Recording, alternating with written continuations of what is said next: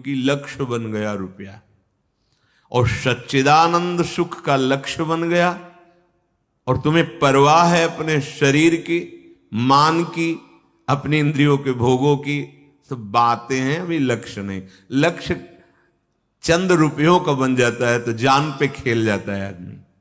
प्रभु का लक्ष्य बन गया और इतने तुम हासम भरसन ताड़ना दिशो।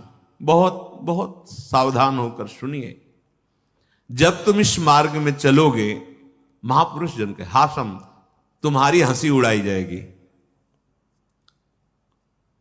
हंसी उड़ाई जाएगी। जब अपने लोग 22-24 के थे तो प्रायः लोग हंसी उड़ाते थे जिधर से देखा। जवान जोगी वैद्य रोगी सूर पीठी घावरे, इन्हें न देख पतियावरे, जा रहे, ऐसे गालियां मिलती थी। कभी कभी ऐसा देहाभिमान तो भगवत साक्षात्कार में ही मिटता है। कभी कभी तो भगवान कोई गलती नहीं कर रहे, फिर भी ये लोग गाली दे रहे, भूखे हैं, प्यासे हैं, कष्ट सह रहे, फिर भी लोग, फिर अंदर है सावधान।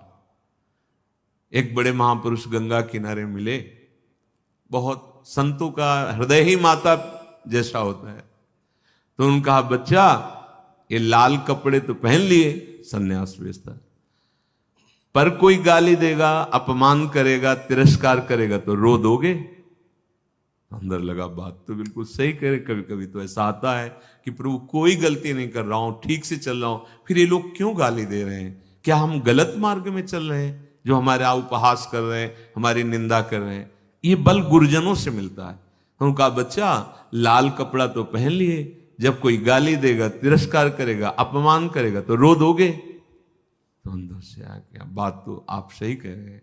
तो उनका साधु बनकर जब तक साधुता की स्थिति नहीं आएगी तब तक बहुत कठिन है। ये कपड़ा, ये वेश तुम्हें स्थिति प्रदान नहीं करेगा, तुम्हें चिंतन प्रदान होना पड़ेगा, तुम्हें अंतर में बलवान बनना पड़ेगा।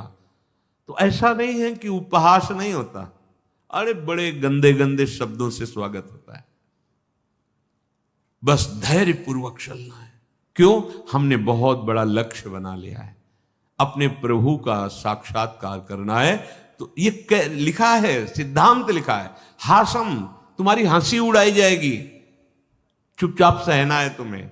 अगर वस्तु प्राप्त करनी है, भगवत प्राप्ति करनी है, ए भाई, छोटी सी कामना पूर्ति के लिए आप हंसी की बात नहीं सोचते हो कि हमारा उपहास होगा, बिल्कुल नहीं सोचता हो, मतवाला हो जाता है। क्या बताना, देख ही रहे हो संसार में भगवत प्राप्ति के लिए निकले और डरते हो इस बात से कि कोई हमारा उपहास न करे, कोई हमारे हंसी न करे। नहीं करो, पर वो स्थिति बिना सहना कठिन होता है।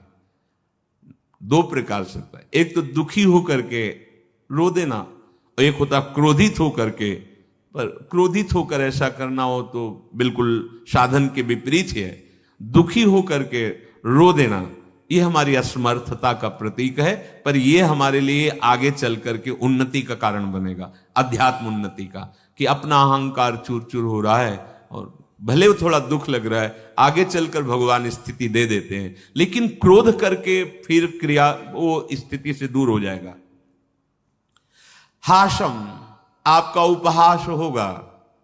देखो, गंदे आचरण करते हैं लोग, कभी उपहास करते देखा? 4 लोग उसका उपहास कर रहे हैं, ऐसा करता है, कभी नहीं बोलेंगे। पास में वो किसी के साथ अत्याचार कर रहा है तो आदमी चला जाएगा, नहीं उपहास। लेकिन आप कंठी पहन लीजिए, तिलक लगा लीजिए और माला ले लीजिए और भगवान नाम उच्चारण कीजिए, फिर आप देखिए 4 लोग आपको ऐसी दृष्टि से हेरेंगे मानो आप किसी अन्य लोक से आए हुए हैं। उपहास करेंगे, आपको सहना होगा। अच्छा, उपहास में क्या, बड़ा भगत बना है तो भगवान से तो संबंध करे ना, और भी कुछ बोलना चाहे तो बोल लो, तुम्हारे बोलने से हमारे मार्ग में कोई कमी नहीं आने वाली। हमको बिल्कुल धैर्यवान बनना है, पक्का समझो। जो सिद्धांत है, आपका उपहास होगा। काफी उपासक तो यही टूटने लगते हैं पहले ही सीढ़ी पे, जहां उनका उपहास हुआ, ऐसा हुआ तो वो लोग शकुचाने लगते हैं। तिलक लगाने में, कंठी बांधने में 4 लोग थोड़ा हंसी करेंगे, हाँ बहुत बुरा कर रहे हो ना इसलिए हंसी करेंगे, डरने की क्या बात है? ये भगवान का स्वरूप है, भगवान की प्रसादी है, भगवान की चरण रज है, उनके दासत्व का प्रतीक है, डरने की क्या जरूरत है? भर्त्सन वो तुम्हारे साथ उद्दंडता भी करेंगे, कठोर शब्दों से तुम्हें नीचा दिखाने की चेष्टा करेंगे। एक तो उपहास करेंगे और दूसरा वो निंदास्पद ऐसे कठोर शब्द। किसी किसी को लगता है कि भाई शरीर मिला है, खूब पैसे कमाओ, मेहनत करो। आप देखो कितनी मेहनत करते हो, आप कितने घंटे फावड़ा चलाते हो, कितनी मेहनत करते हो। एक उपासक से बढ़कर के विश्व में किसी को मेहनत नहीं है, क्योंकि आप इधर जानते नहीं, इसलिए आपको वो मेहनत नजर आ रही है। शरीर से बलवत क्रियाएं करना वो कोई खास बात नहीं। मन को बलात् पकड़ करके प्रभु के नाम में स्थित कर देना, उनके रूप में स्थित कर देना, प्रपंचातीत में स्थित कर देना, यह है बड़ा काम।